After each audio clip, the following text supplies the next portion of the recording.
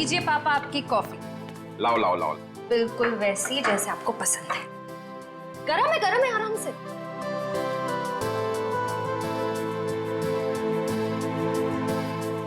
Wow, मेरी बेटी जैसी कॉफी इस दुनिया में कोई नहीं बना सकता। वो तो है, लेकिन एक जमाने में मैं भी बहुत टेस्टी कॉफी बनाया करती थी। तुम हो ही इतनी टेस्टी। हाँ?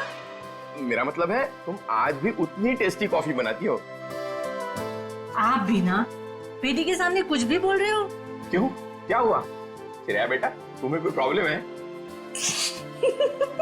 नहीं पापा, मुझे कोई प्रॉब्लम नहीं है। ये देखो। ना आप खाइए, मैं देखती हूँ।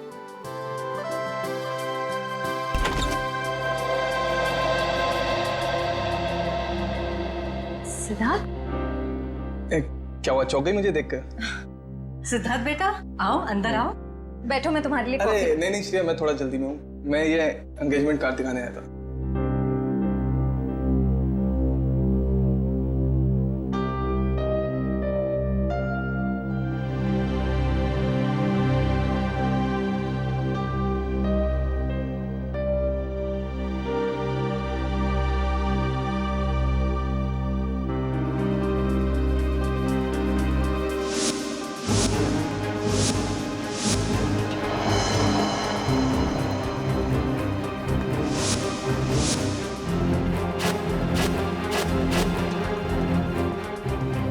कैसा लगा डिजाइन? कार्ड पसंद नहीं आया? कोई बात नहीं, दूसरा बनवा लेंगे। नहीं, कार्ड अच्छा है।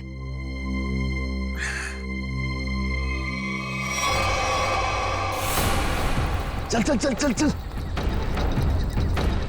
चल चल चल, हम लोग इस बंगले में छुप जाते हैं। अरे इतने सभी नहीं यहाँ पर।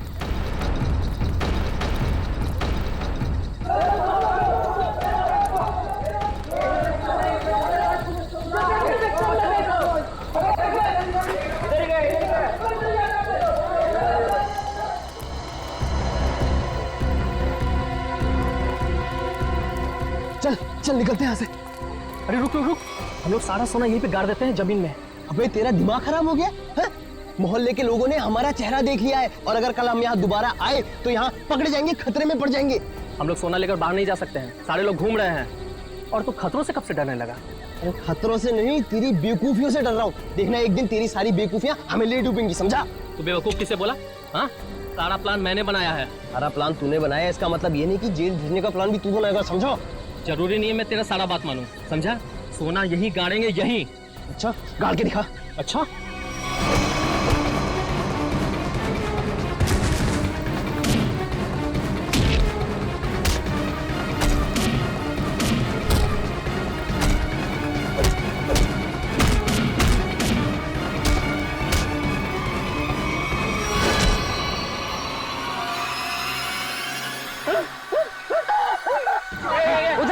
उधर से आवाज है। चल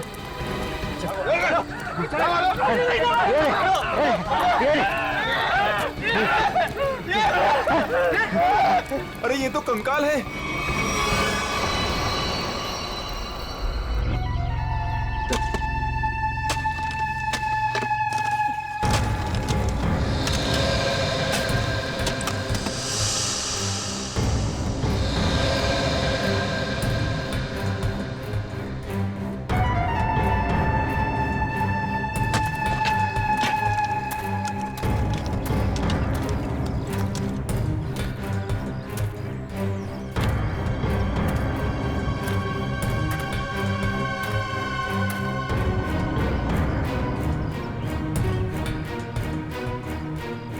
कैसा दिमाग होता है इन मुजरिमों का। खून करके मन नहीं भरा तो डिजाइन बना दी हड्डियों की। सचिन, तुम दोनों एक काम करो, घर के अंदर से अच्छी तरह से तलाशी ले देखो कुछ ना कुछ मिलता है क्या।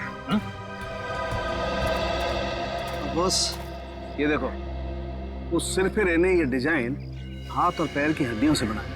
ये देखो, ये पैर की हड्डी और ये हाथ की हड्डी। टांगों की हड्डियां अलग अलग लोगों की है? हाँ तारिका, अलग अलग इंसानों की है। बस मुझे लगता है कम से कम 2 लोगों का तो खून हुआ है यहाँ पर। हाँ हाँ विक्रम। सर ये बाकी की हड्डियां मिल गई है, इन्हें यहाँ पे दफना के रखा गया था। एक एक हड्डी संभाल के उठाओ, हैं? एक एक हड्डी। ये देखो,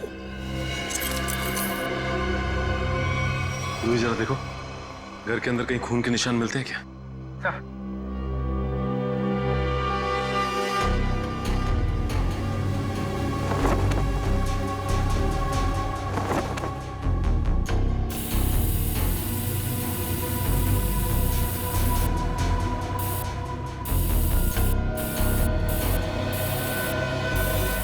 जी सर, गांव वालों का कहना है कि 1984 में इस घर के मालिक अपने पूरे परिवार के साथ ऑस्ट्रेलिया चले गए थे छुट्टी मनाने के लिए।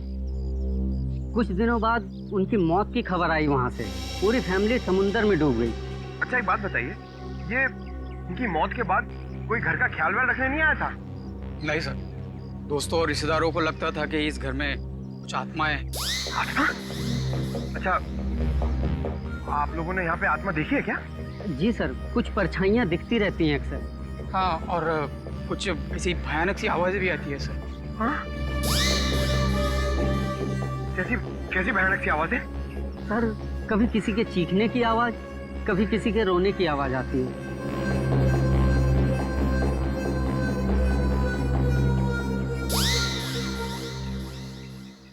सड़के, इन सारी हड्डियों को देखकर लगता है कि खून एक आदमी का हुआ है और एक औरत का भी। ये देखना, पेल्विक गर्ड, एक पेल्विक गर्डल किसी औरत की है। हाँ बस, लेकिन एक कमाल की बात है, क्या? इन सारी हड्डियों में किसी की भी खोपड़ी की हड्डी नहीं मिली। हो सकता है खोपड़ियां किसी और जगह पे छुपा कर रखी हो या फेंक दी हो सकता है ना। मयूर, विक्रम, काम करो, बंगले के आसपास का एरिया अच्छी तरह से छानो और ढूंढो, देखो, कुछ न कुछ तो जरूर मिलेगा। एक एक कोना भी मत छोड़ो। जाओ। Yes sir. ये बंगला बंद ही रहता है और आप लोग आसपास रहते हैं? जी सर। ये घर मिला था तुम लोगों को?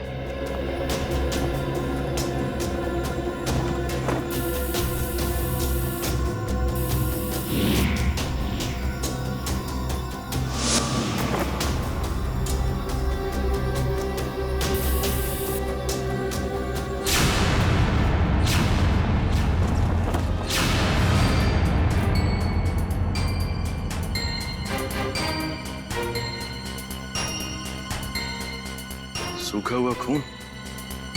सर, ये टेप रिकॉर्डर और ये प्रोजेक्टर मिला है। टेप रिकॉर्डर और प्रोजेक्टर और ये सूखा हुआ खून, इसका मतलब कोई ना कोई बहुत गहरा राज छिपा है इस बंगले के अंदर। सर,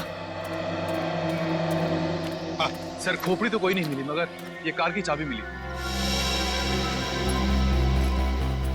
कार की चाबी है ना, बड़ी अजीब बात। कार की चाबी है पर यहाँ पर कोई गाड़ी नहीं। एक आदमी एक औरत की हड्डियां हैं पर उनकी खोपड़ियां नहीं। फिर है क्या ये सारा चक्कर? और फिर किसने किया है ये? RAIMA, हड्डियों से रायमा लिखा है सर। रायमा लगता है किसी लड़की का नाम है ये। सर, कहीं उसी लड़की का नाम तो नहीं जिसका हमें कंकाल मिला है? हो सकता है। सर, अगर वो दो चोर लुटेरे वहाँ बंगले में छुपने के लिए नहीं जाते तो हमें कहीं पता ही नहीं चलता कि वहाँ दो मुर्दे गड़े हुए हैं। और ये भी पता नहीं चलता कि वहाँ पे एक आत्मा है। न जाने कितने साल पहले ये जुर्म हुआ है। और ताज्जुब की बात यह है सर कि खूनी ने लाशों को गाड़ा नहीं, बल्कि उनकी हड्डियों से ये डिजाइन बनाया। I mean, ये नाम लिखा रायमा। यहाँ पर से हमें कुछ चीजें भी मिली है ना, वो टेप रिकॉर्डर, प्रोजेक्टर और कपड़े। इन तीनों चीजों से हमें खूनी के बारे में बहुत कुछ पता चल सकता है।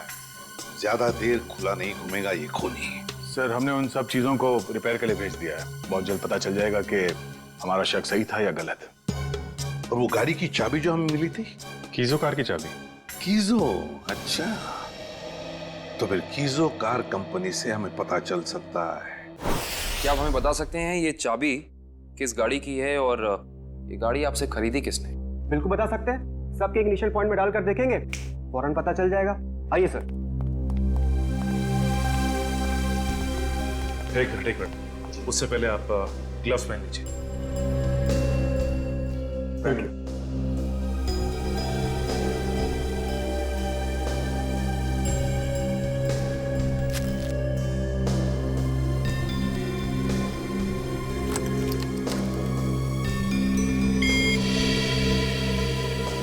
नहीं सर।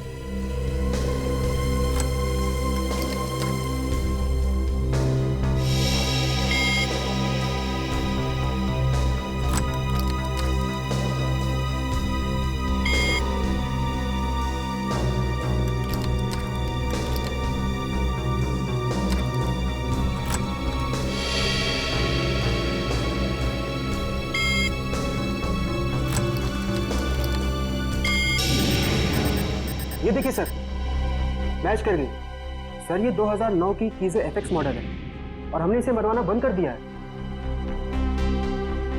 कीजो FX 2009 model. आपके किसी कस्टमर ने कोई रिक्वेस्ट की थी ऐसी चाबी की डुप्लीकेट चाबी बनवाने की? ये पता करने में तो बहुत वक्त लग जाएगा। तो ठीक है, आप पता कीजिए। तब तक हम ये पता करते हैं कि 2009 के कीजो एफएक्स मॉडल की कितनी गाड़ियां चोरी हुई थी। मिलिंद जी। जी सर। कुछ हो रहा है कि नहीं? सर मैं कोशिश तो कर रहा हूँ सर।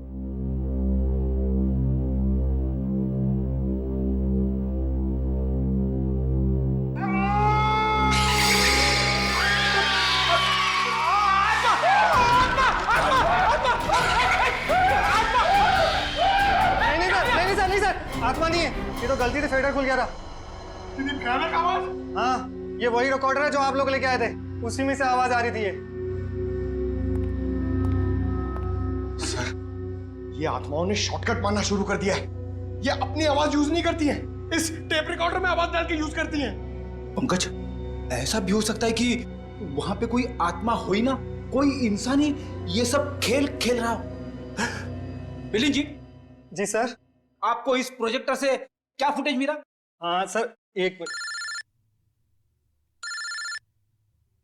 हेलो रचना, तुम नीचे खड़ी हो? ओके, तुम वहीं रुको, मैं आता हूं। सर सॉरी सर, मुझे किसी काम की वजह से नीचे जाना पड़ रहा है। आप लोग ये रिमोट लीजिए ना, आप लोग फुटेज देखिए, पर सर जरा ध्यान से। ध्यान से क्यों? क्योंकि सर ये फुटेज कमजोर दिल वालों के लिए नहीं है।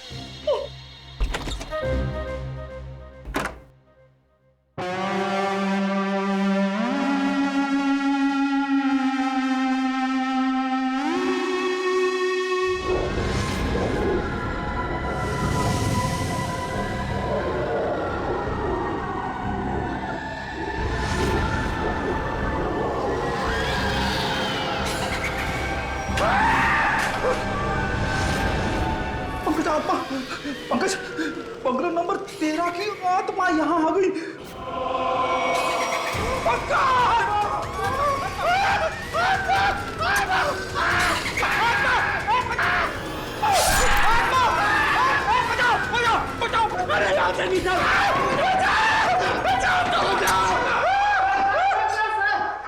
मैंने तो पहले कहा था सर, ये फुटेज कमजोर दिल वालों के लिए नहीं है। नहीं है। अरे आपको क्या इतनी सी फुटेज मिली थी? हाँ सर, अभी तो यही फुटेज मिली है। अरे ये क्या कम है, पता नहीं एसीपी साहब क्या कहेंगे ये फुटेज देखकर। आप उनसे ये मत कहना कि हम दोनों डर गए थे। सर मैंने तो उनको फोन करके सब कुछ बता दिया। हमारा अंदाजा सही निकला। ये खूनी इस प्रोजेक्टर के जरिए किसी को डरा रहा था, आत्मा बनकर। सर हो सकता है कि इस फुटेज का उन मुर्दों के साथ कोई लेना देना ही ना हो। I mean, लोगों में ये अफवाह फैली है कि इस बंगले में आत्मा है, तो हो सकता है कि ये पूरी फुटेज किसी ने किसी के साथ मजाक करने के लिए बनाई हो। नहीं श्रेया, नहीं, इन दोनों चीजों का जरूर एक दूसरे से कोई ना कोई संबंध है। ये डरावनी फुटेज उस खूनी के विकृत दिमाग में से ही निकली है।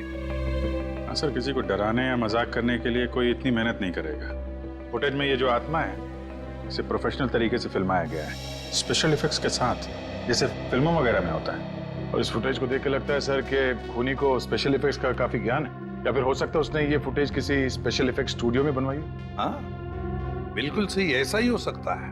तो शहर में जितने भी स्पेशल इफेक्ट्स के स्टूडियोज हैं, सब में जाकर के पता लगाना पड़ेगा। आइए सर, ये बलविंदर है, वो गाड़ी की चाबी इन्हीं की थी। क्या बात है सर, मुझे यहाँ क्यों बुलाया गया है? हमें आपकी गाड़ी की चाबी मिली है। कहाँ से सर? उन्नति नगर, बंगला नंबर 13। ये एड्रेस को जाना पहचाना लग रहा है? नहीं सर। नहीं? रायमा नाम सुना है पहले कभी? बिल्कुल नहीं सर। मगर सर, इसका मेरी गाड़ी से क्या लेना देना है? आपकी गाड़ी है कहाँ? सर वो तो कई सालों से गायब ही है। कब से? 5 जुलाई 2011। दरअसल मेरा टैक्सी का बिजनेस है। मेरी कंपनी का नाम है बलविंदर एंड कंपनी। मेरा ड्राइवर प्रीत उस दिन गाड़ी लेकर न जाने कहाँ गायब हो गया। तब से लेकर आज तक मेरी गाड़ी का कोई अता पता ही नहीं है सर। और उस ड्राइवर का? अस्पताल से फोन आया था कि उसे वहां भर्ती किया गया है। मैं उसे वहां देखने गया था। उसकी हालत बहुत खराब थी सर। आग लगने की वजह से उसका थोड़ा शरीर जल गया था। रहता कहाँ ये तुम्हारा ड्राइवर? सर आजकल वो मानसिक चिकित्सालय में है। सर वो बहुत गहरे सदमे में है। मानसिक चिकित्सालय? कौन से हॉस्पिटल में है वो? सर पूना से 50 किलोमीटर आगे एक स्टेट मेडिकल सेंटर है, वहीं पर है। State medical centre?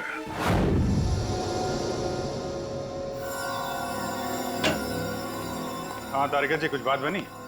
Sir check कर रहे हैं ना, कुछ ना कुछ तो पता चल ही जाएगा। भाई साहब, मैं दिखाई नहीं दिया आपको? दिखाई? अरे सर आप तो सपने में भी दिखाई देते हैं।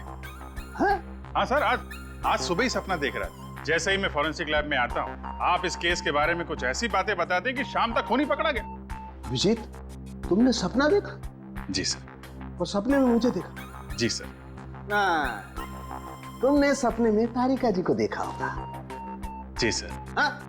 नहीं सॉरी सर, क्या क्या कह रहे हैं सर आप भी? तो बताइए डॉक्टर साहब, इन कंकालों ने अपनी आप बीती बताई? हाँ, थोड़ी बहुत बातें पता चली है।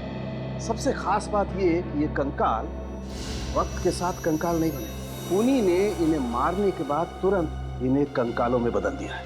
मतलब खूनी ने इनकी खाल को एसिड से जला दिया है। माय गॉड, इतनी बेरहमी से मौत हुई इनकी। और ये जो कंकाल है ना, ये कंकाल एक आदमी का है। इसकी उम्र 30 से 35 साल है और इसकी लंबाई लगभग 6 फीट के आसपास है। और ये जो हाथ पे उंगलियों में आपने निशान लगा रखा है, ये क्या है? हाँ, दरअसल इसकी उंगलियों में, इसकी कलाई पे मुझे बहुत कुछ टूट फूट दिखाई दी। मतलब ये आदमी अपने हाथों का बहुत ज्यादा इस्तेमाल करता हो। शायद ये किसी ऐसे प्रोफेशन में होगा जहाँ हाथों का काफी इस्तेमाल होता है, या तो कोई मजदूर या फिर कोई आर्टिस्ट। और ये दूसरा कंकाल लड़की का, उसे क्या पता चला? दया, इस लड़की की उम्र लगभग 30 साल। इसकी लंबाई 5 फीट 4-5 इंच है, बस इससे ज्यादा कुछ पता नहीं चल पाया। और ये जो ड्रेस पे खून लगा है, इसका क्या? टेस्ट करने से पता चला कि ये खून नहीं है, लमाइन रेड नाम का केमिकल है, जिसका इस्तेमाल ज्यादातर फिल्म्स, टीवी सीरियल्स और नाटकों में किया जाता है, नकली खून दिखाने के लिए। तो इसका मतलब किसी ने पूरी तैयारी कर रखी थी, ये बंगला नंबर 13 में किसी को डराने की। पकड़ा जाएगा, वो खूनी भी है और वो डराने वाला भी है, अगर दोनों अलग अलग है तो। डॉक्टर साहब, कितना टाइम लगेगा ये पता करने के लिए कि कंकाल कितना पुराना है? थोड़ा वक्त लगेगा दया, तुम तो जानते हो कार्बन डेटिंग में थोड़ा वक्त लगता है।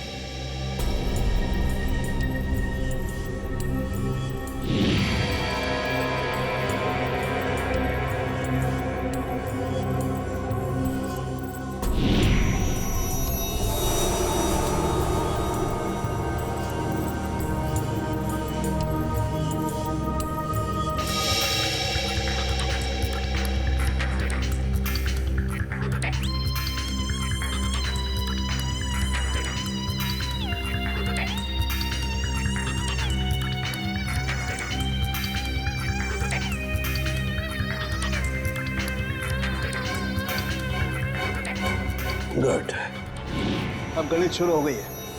अब पता लग जाएगा दरअसल इन लोगों की मौत कब हुई थी। सर मुझे लगता है इन दोनों को एक साथ ही मारा होगा।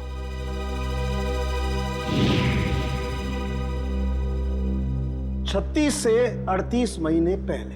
मतलब 3 साल पहले 2011 में मौत हुई इनकी। और उस बलविंदर की कार भी जुलाई 2011 को गायब हुई थी, बंगला नंबर 13 से। सर अब तक तो खूनी शहर छोड़ के भागा होगा, उसे ढूंढेंगे कैसे? भागने दो, कहां तक भागेगा? सीआईडी से नहीं बच सकता। Excuse me. जी सीआईडी से। हेलो सर, मैं आप ही लोगों का इंतजार कर रहा था। अच्छा, जो फुटेज हमने भेजी थी उसके बारे में कुछ पता चला? हाँ सर, उसको चेक किया मैंने और उसके सारे स्पेशल इफेक्ट्स हमारे स्टूडियो में ही हुए थे, लगभग 3 साल पहले। गुड। उस फिल्म का नाम क्या था? सर फिल्म का नाम था आत्मा की चीख। हाँ, और सर वो फिल्म पूरी नहीं हो पाई थी। अधूरी फिल्म की फुटेज। सर वो फिल्म तो अधूरी थी ही, साथ में हमें हमारा पूरा पैसा भी नहीं मिला। कौन से बैनर की फिल्म थी ये? प्रोडक्शन हाउस का नाम क्या था? सर वो नए लोग थे और उस प्रोडक्शन हाउस का नाम था, 1 मिनट, हाँ सर उसका नाम था magic media works. Magic media works. अब तो यही लोग बताएंगे कि इस आत्मा की चीख को लोग सुन के नहीं पाए। प्रीत की हालत में पिछले 3 सालों में बिल्कुल सुधार नहीं हुआ। उस वक्त भी किसी लड़की की आत्मा के बारे में बात करता था और आज भी करता है। सर लड़की की आत्मा? अच्छा, पिछले 3 साल में जितने भी लोग प्रीत से मिलने आए थे उनकी लिस्ट चाहिए हमें। हाँ, हैरानी की बात यही है सर, पिछले 3 सालों में इससे कोई भी मिलने नहीं आया सिवाय मिस्टर बलविंदर के, जो इनके इलाज का खर्चा उठा रहे हैं। बलविंदर? जी सर। ओके।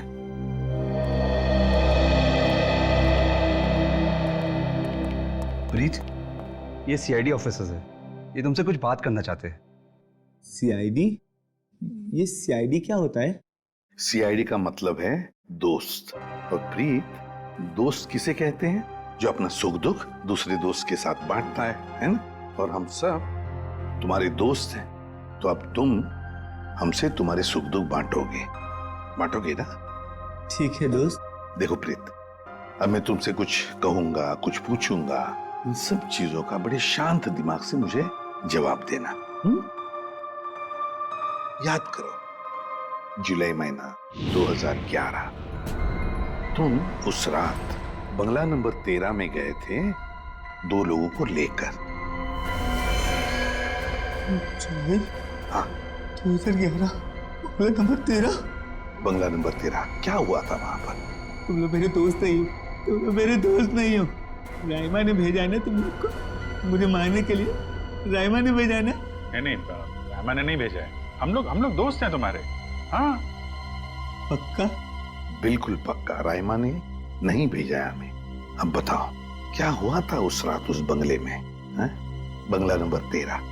एक आदमी और औरत ने पैसे दिए थे मुझे उन्हें वहां ले जाने के लिए। ये क्या? राइमा चीख रही है, राइमा चीख रही है, मुझे मार देगी, मुझसे बदला लेना चाहती है। राइमा तुम्हारे पीछे है। ये बात करने की स्थिति में नहीं है अभी। आई एम सॉरी डॉक्टर साहब, 2 मिनट और। सॉरी, मैं आपके केस के लिए मैं अपने पेशेंट की जान खतरे में नहीं डाल सकता। Please cooperate. ठीक है। मुझे मार देगी, मुझसे बदला लेना चाहती है। अभिजीत, एक बात तो पक्की है कि उस रात प्रीत बंगला नंबर 13 में एक आदमी और एक औरत को लेकर गया था, और हमें जो कंकाल मिले हो शायद उसी आदमी और उस औरत के हो। हाँ सर, ये आत्मा वाला ड्रामा करके उनको डराया, मार डाला, फिर सर अलग कर दिया ताकि पहचान ना हो सके। सर, ये प्रीत बार बार राइमा आ रही है ऐसा क्यों बोल रहा है?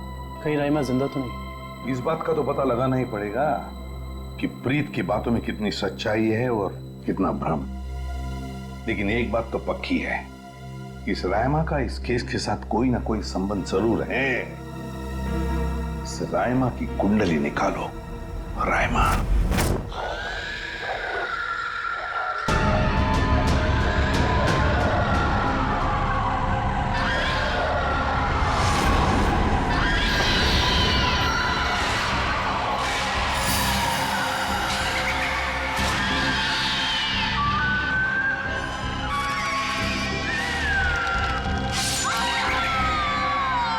ये फुटेज आपको जिस बंगले से मिली वहाँ खून हुए? जी हाँ, 2 खून। वैसे ये फिल्म की फुटेज आपकी है ना? जी हाँ। क्या बताऊं सर, बड़ी ही मनहूस फिल्म थी। 10 सीन ही शूट किए थे, फिर फिल्म बंद हो गई। और बंद होने के बाद इस फिल्म के सारे राइट्स मैजिक मीडिया बॉक्स के पास आ गए, if I am not wrong, है ना मिस्टर आलोक? अब इस तरह के फुटेज तो हमारे पास काफी पड़े रहते हैं। अब पता नहीं ये फुटेज उसके हाथ कैसे लग गए। मतलब आप भी मानते हैं कि ये फुटेज गलत हाथों में लग गए, जिसका उसने गलत फायदा उठाया और दो खून किए? शायद कोई बाहर वाला हो। लेकिन आपको ऐसा नहीं लगता कि कोई अंदर वाला भी हो सकता है?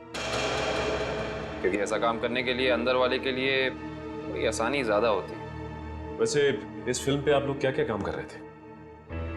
सुनील राइटर था, आलोक डायरेक्टर और मृणाल कॉस्ट्यूम डिजाइनर। और आप प्रोड्यूसर, राइट? जी। आप में से कोई राइमा को जानता है? राइमा हमारे फिल्म की हीरोइन थी। सर, आप कैसे जानते हैं राइमा के बारे में? आप एक काम कीजिए मिस्टर आलोक, आप अपनी फिल्म की हीरोइन राइमा को यहाँ बुला लीजिए। वो एक्चुअली कई साल पहले राइमा एक हादसे में आग में जलकर मर गई। मर गई? अच्छा, राइमा की कोई तस्वीर या फोटो? मृणाल, फोटो ले आओ। जी सर। एक मिनट, अभी आपने कहा कि वो जल के मर गई, लेकिन कैसे? ज्यादा कुछ तो पता नहीं है, क्योंकि उसके और हमारे बीच तनाव हो गया था। और वो क्यों? वो एक्चुअली हम राइमा को अपनी फिल्म में हीरोइन लेना चाह रहे थे, पर बाद में हमने अपना इरादा बदल लिया और स्मृति को हीरोइन ले लिया और राइमा हो गई साइड एक्ट्रेस। तुम मेरी जगह ये छिपकली को हीरोइन बनाना चाहते हो? तुम्हारा दिमाग खराब हो गया है? राइमा, तमीज से बात करो। मैंने तुमसे कहा ना, अगली फिल्म में तुम्हें हीरोइन बनाऊंगा। इस फिल्म के किरदार के लिए तुमसे बेहतर स्मृति। अच्छा, तो ये बात पहले क्यों नहीं सोची जब मुझे फाइनल किया था? ये फिल्म इंडस्ट्री है राइमा, यहाँ किसकी किस्मत कब यू टर्न मार जाए कोई नहीं कह सकता। ये फिल्म मेरी किस्मत में थी, मुझे मिल गई। इंतजार करो, सिर्फ इंतजार। एक दिन तुम्हारी जिंदगी ऐसी दिशा में चली जाएगी जिसका अंत गहरी खाई में होगा, समझे तुम? क्या तुम मुझे धमकी दे रही हो? धमकी ही समझ लेना। राइमा रुको, राइमा। सूरज गया था राइमा को मनाने के लिए, लेकिन कोई फायदा नहीं। एक हफ्ते बाद खबर आई कि एमजे स्टूडियो में आग लगी है और राइमा की मौत हो गई। मुझे अफसोस है, अगर राइमा हमारी फिल्म की हीरोइन होती तो शायद ये दुर्घटना ना होती और आज वो जिंदा होती। आलोक जी, आप एक काम कीजिए, आप अपनी फिल्म की नई हीरोइन स्मृति, उनको यहाँ बुलाइए। मैंने उसे कॉल किया था, उसका फोन लगा नहीं, और आर्ट डायरेक्टर विराज का भी वो फोन डेट बता रहा था। विराज और स्मृति से मिलना पड़ेगा। सर, ये रहे फोटो। ये है राइमा। राइमा ने स्मृति को धमकी दी, उसके बाद राइमा खुद मारी गई। तो फिर ये खून कर कौन रहा है? इसका जवाब तो अब विराज और स्मृति से मिलकर ही पता चलेगा। मैंने पता किया, ये विराज और स्मृति इस ब्लू रोज प्रोडक्शन हाउस में काम कर चुके हैं। गुड निकल, इससे पूछते हैं। अरे सुनिए भाई साहब जी, ये विराज शंकर है, आर्ट डायरेक्टर है, काफी टीवी में और फिल्मों में सेट लगाए हैं इन्होंने। इन्हें पहचानते हैं आप? नहीं सर, मुझे नहीं मालूम। जी, आगे पूछते हैं। एक्सक्यूज मी, हम लोग सीआईडी से। जी।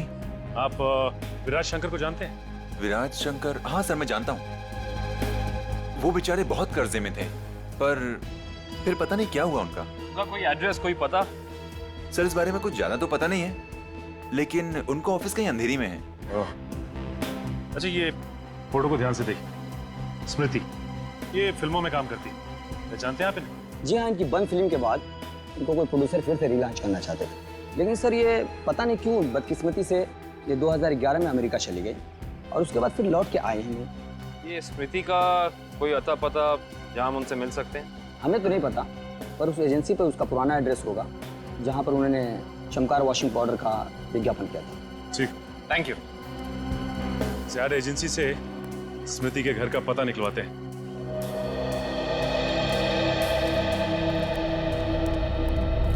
पुलिस की रिपोर्ट के हिसाब से राइमा इसी एमजे स्टूडियो में जलकर मरी है।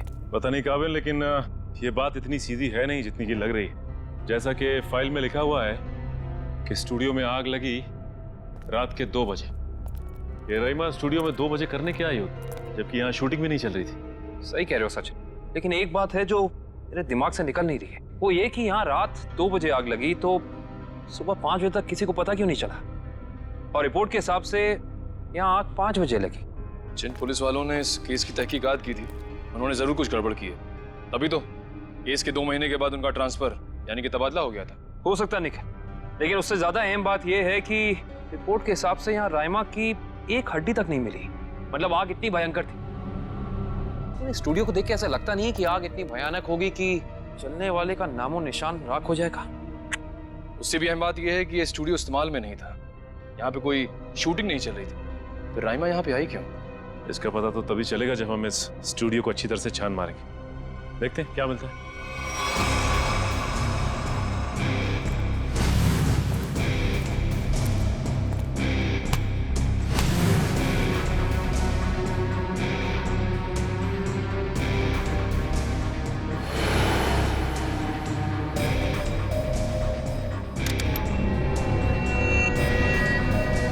ये देखो, जली हुई गन।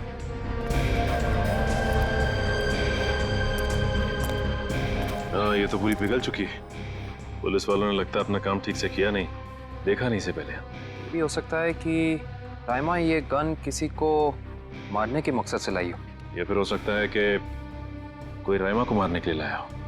ये भी पॉसिबिलिटी है। जरूर कुछ है यहाँ, देखते हैं और क्या मिलता है।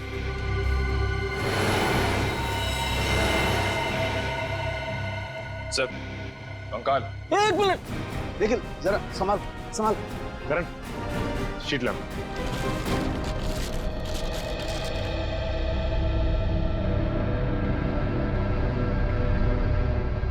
एक बार कंकाल, वो भी पूरी तरह से जला हुआ।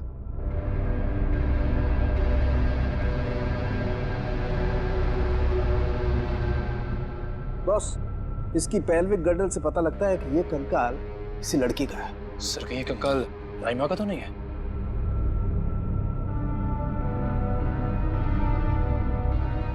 और इसकी लंबाई 5 फीट 6 इंच है। और राइमा की लंबाई 5 फुट 3 इंच। इससे साफ पता चलता है कि ये कंकाल राइमा का नहीं बल्कि किसी और का है। केस सुलझने की बजाय और उलझता चला जा रहा है। एक बात और, हम लोगों को यहाँ जली हुई गन जरूर मिली है, लेकिन इस लड़की की मौत गोली लगने की वजह से नहीं, इस लड़की की मौत जलने की वजह से ही हुई है। देखो, ढूंढो और कुछ मिलता है क्या।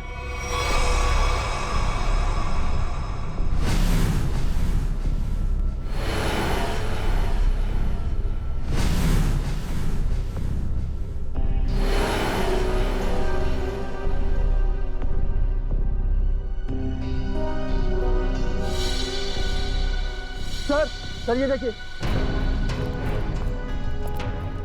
सर, बाल बाल।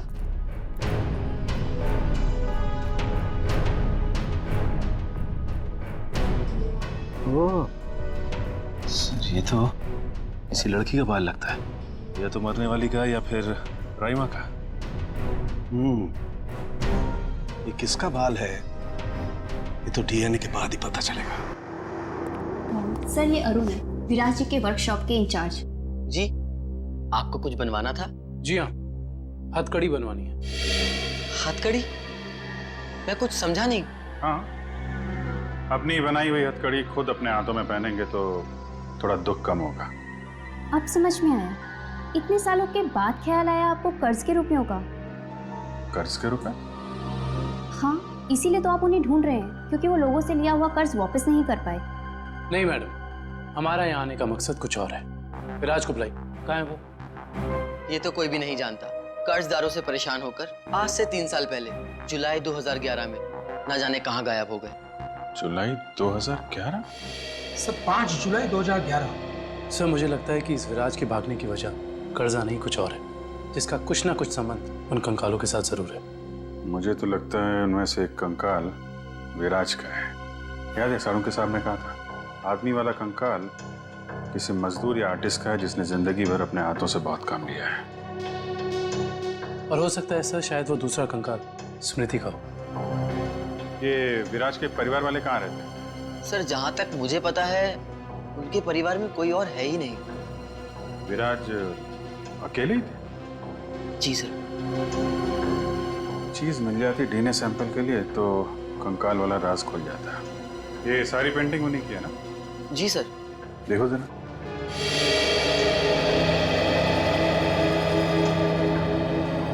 सर थंबप्रिंट ये विराज का है? जी हाँ सर, और ये थंबप्रिंट ही नहीं, ये पूरी पेंटिंग सर ने अपनी उंगलियों से बनाई है। Finger painting? इतना तो काफी है डीएनए टेस्टिंग के लिए। आप लोग? हम लोग सीआईडी से। अच्छा अच्छा, आइए आइए, आप ही ने फोन किया था ना? जी हाँ। दरअसल बात ये है कि हम स्मृति के बारे में आपसे कुछ पूछताछ करना चाहते हैं। पूछिए ना, क्या पूछना चाहते हैं आप? क्या आप बता सकती हैं कि स्मृति का आपके अलावा इस दुनिया में और कोई भी नहीं है? नहीं, उसके माँ बाप बचपन में ही गुजर गए। अब बची है तो ये बूढ़ी दादी, बहुत ही प्यार से पाला है मैंने उसे। ये स्मृति अचानक अपना फिल्मी करियर छोड़कर अमेरिका क्यों चली गई? वो कभी किसी को कुछ नहीं बताती थी, हमेशा अपना मन का करती थी। उस दिन भी उसके मैनेजर का फोन आया, कह रहा था कि मैडम किसी विज्ञापन की शूटिंग के लिए अमेरिका जा रही है।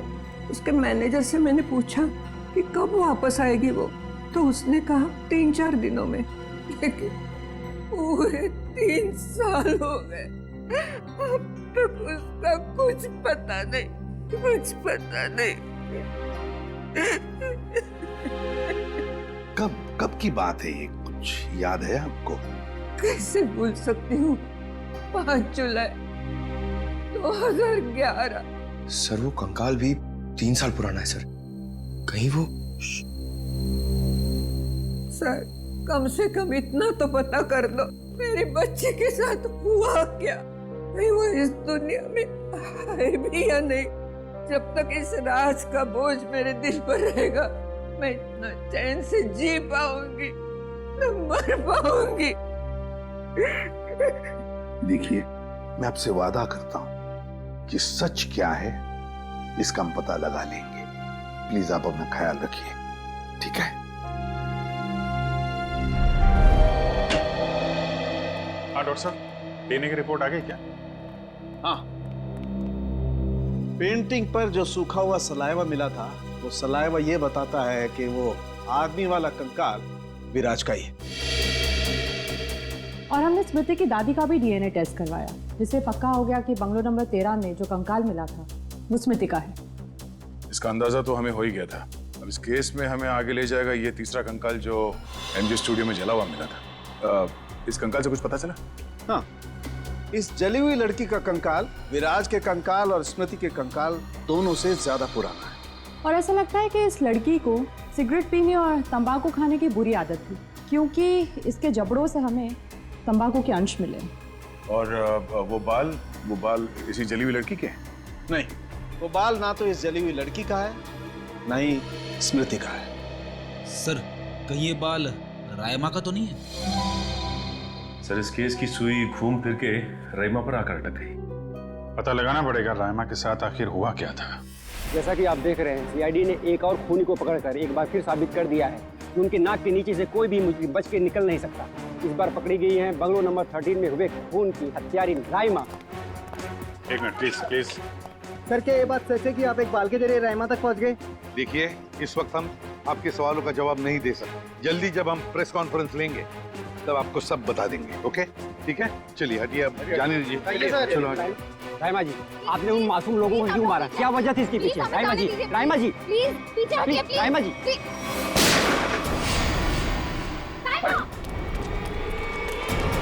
पकड़ो उसे। अब खूनी पकड़ेगा इसे।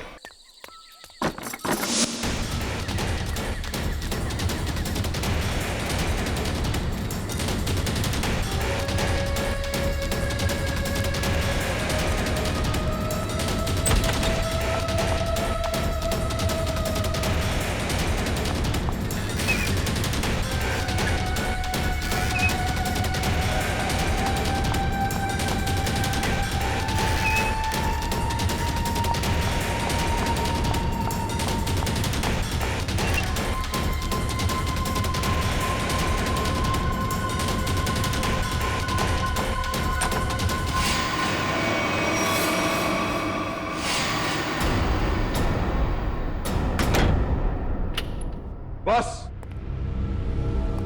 बहुत हो गया, अब कुछ नहीं हो सकता। बाहर आ जाओ। ये कहानी इसी घर से शुरू हुई थी और खत्म भी इसी घर में होगी, आज ही।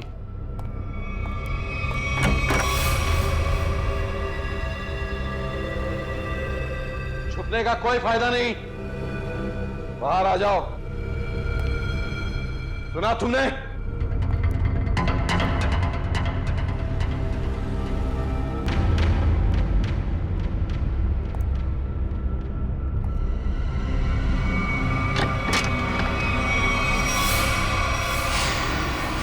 बहुत हो गया नकली रायमा बनने का नाटक। पर come on, move.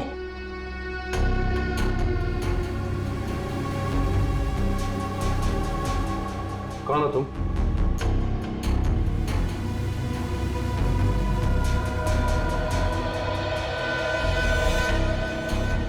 CID office, पूर्वी। सीआईडी?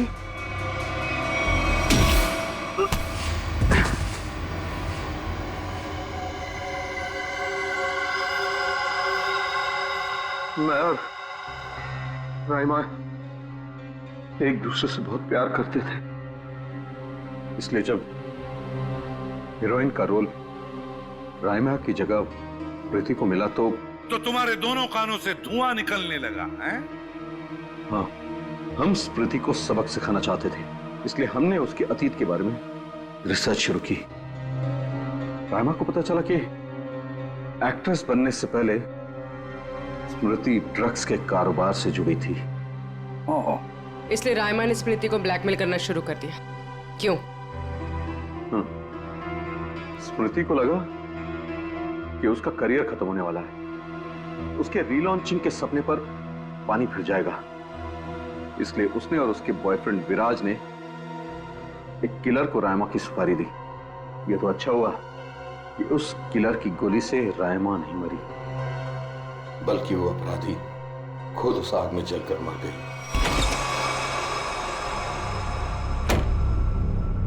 विराज, स्मृति, कहाँ हो तुम दोनों?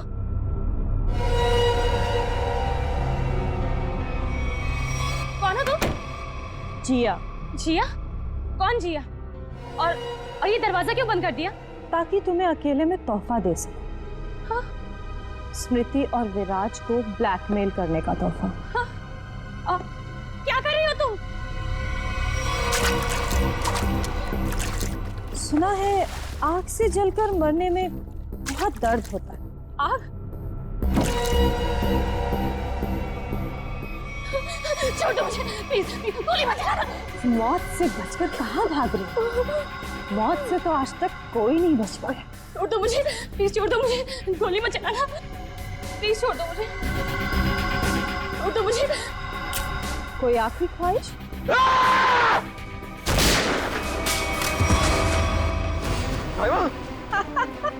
रायमा, मैं तुम्हें कुछ नहीं होने दूंगा, मैं तुमसे बहुत प्यार करता हूँ, मैं तुम्हें कुछ नहीं होने दूंगा रायमा। अब तुम दोनों को मुझसे कोई नहीं बचा सकता। सब फाइनल गुड बाय।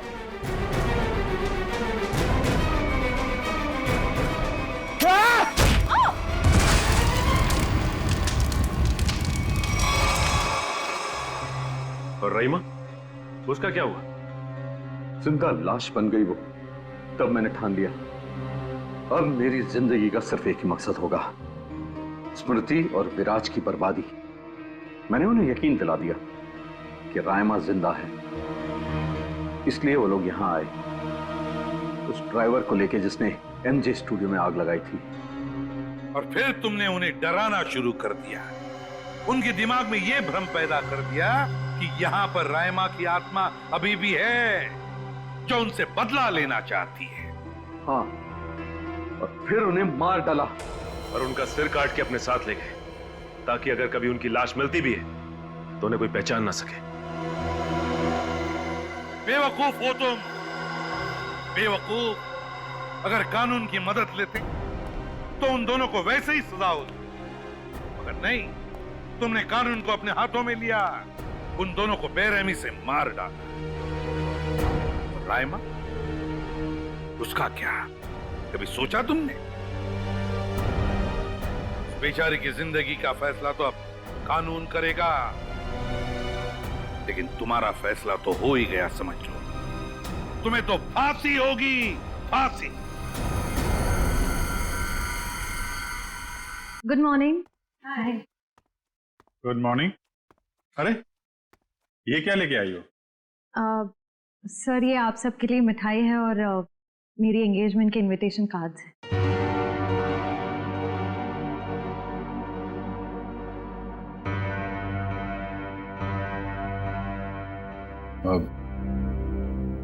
तारीख पक्की होगी?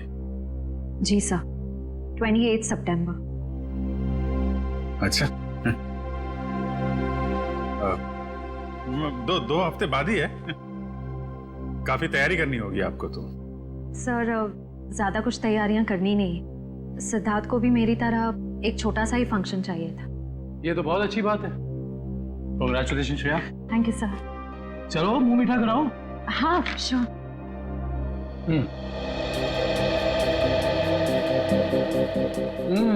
ये लड्डू तो बहुत अच्छे हैं। ओह सर, आप लोग भी लीजिए ना। हाँ हाँ थैंक यू सर। लो फ्रेडी, मुंह मीठा करो। रहने तो मीठा खाने का मन नहीं है मेरा। अरे फ्रेडी, एक लड्डू से कुछ नहीं होगा, लो ना। Sir please. ये हुई ना बात पूर्वी। तुम ही लो श्रेया। नहीं सर थैंक यू, लेकिन आप सबको जरूर आना है। ये भी कोई पूछने की बात है श्रेया? हम सब जरूर आएंगे, है ना सर?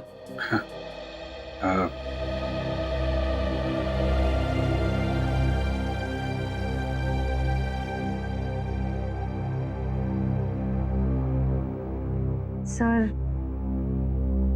आप आएंगे ना?